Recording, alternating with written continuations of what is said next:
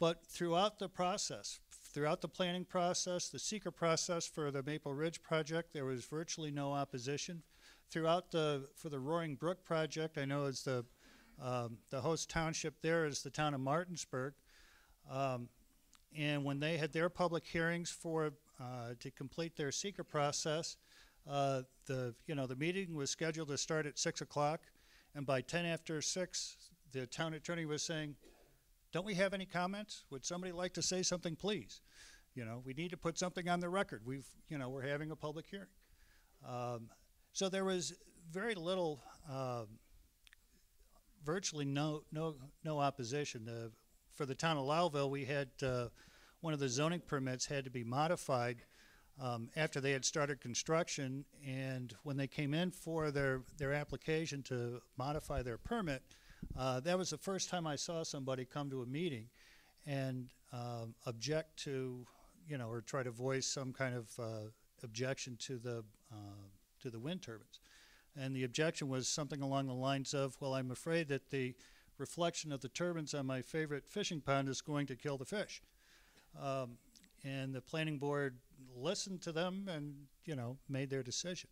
But I recognize that, Lewis County is unique in that sense. We haven't had the controversy, we haven't had the opposition.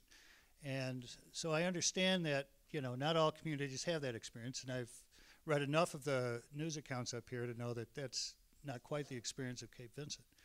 But nonetheless, we were able at the outset for the Maple Ridge project to put, like I said, all the municipal leaders together in a room. We got working out the details of the agreements. We were able to, we set up a negotiating team to work out the details of the pilot agreement. And so for the Maple Ridge project, we did it under, as I said, 487 of the real property tax law, so the IDA wasn't involved. For the Roaring Brook project, now in this case, we are going through the IDA. And so we're, the developer there is, utilizing the benefits of the IDA. And the IDA will pick up, about $500,000 in application fees for that project. So there's, from the financial side, there's certainly a lot of benefits that can be drawn from these projects. And I would say part of the reason that we had so little public comment, or I won't say comment, but opposition to the project, when Maple Ridge first came to us, we had just seen the closure of our last paper mill. Lewis County at one time had, 3 or 4 different paper mills in the area. There was at least some manufacturing going on and a fair amount of employment. But things had, the paper industry went dry, and so the economy and, for our area was fairly flat. So when the municipal leaders saw this project come on the horizon, they saw it as an opportunity and, took advantage of it. And it has produced, quite a few benefits for us. We also, as part of that negotiating process, we also did a road improvement agreement where the developer agreed to build the roads up at the outset of the project in order to provide for the heavy equipment that was coming in. I think, one estimate there was some 40,000 trips of gravel and concrete trucks to go through our townships and roads to build the Maple Ridge project.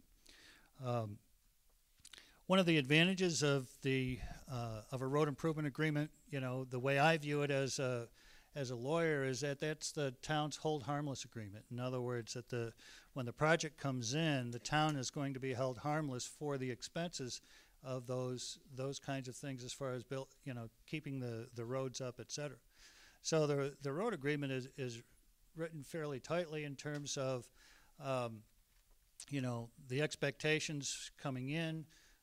For our project, they did the same as in the town of Sheldon. The engineers went out and did a video survey of conditions of the roads beforehand, and so you have a before and after viewpoint. They also had as part of the agreement was to restore the roads after construction. We also had designated routes for the construction. In other words, there were certain roads that they could travel on, and other than that, the construction was not allowed on the other roads, and that limited the wear and tear on the roads. So all of those things were very helpful from our standpoint. Host community agreements are, you heard Mr. Knob mention those. That is another mechanism, I suppose, as far as revenues. I've seen that used in various places around the state, where towns will negotiate a host community agreement in addition to, or apart from a pilot agreement. And I know, for example, in the town of Herkimer, or excuse me, in the county of Herkimer, the towns there had negotiated host agreements with a developer, and before they actually went to the county and started to negotiate the pilot agreement. In that situation, that created some tension between the towns and the county in terms of equal treatment and that kind of thing. So host community agreements are an option. I would, for our purposes in Lewis County, we didn't want to go in that direction. We just believe that all of the payments, the revenue stream, should come through the pilot agreement and be distributed accordingly, with everybody sitting at the table to make those kinds of decisions.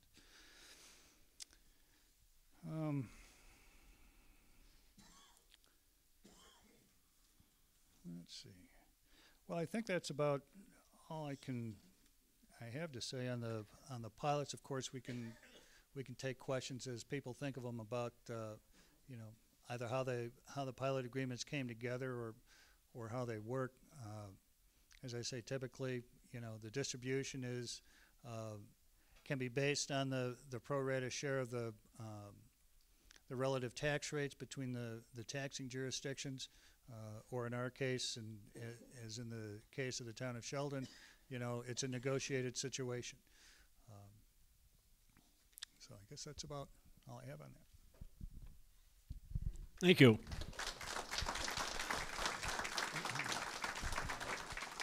We've heard two very good speakers on windmills. If anybody has any questions for Supervisor, we have cards that they can pass out. Raise your hand, and they'll bring the cards around to you. If you want to question the supervisor, put John on your card. If you want to question the attorney, put Richard on your card. So they're passing out the. Sure, he's got one more comment. Sorry about that. I know one of the other questions that was asked was the impact on property values, and I just want to say that for our experience in Lewis County, that we have seen no impact. We have no evidence of any impact one way or the other on property values. We haven't seen a decline or we just haven't. And we also asked the question of the real property director in Madison County, which is where the Fenner wind farm is. That was one of the first projects that were put up, and they have seen no problems. I guess again, no evidence to indicate that the windmills were affecting property values, including neighboring property sales. So, and I think one of the reports we have from the assessor in the town of Harrisburg was that they have 3 new homes in Harrisburg built in close eyeshot of the turbines. So I don't know if that, you can take that, I guess, a couple of different ways, but I just want to say we have seen no impact one way or the other. Thank you.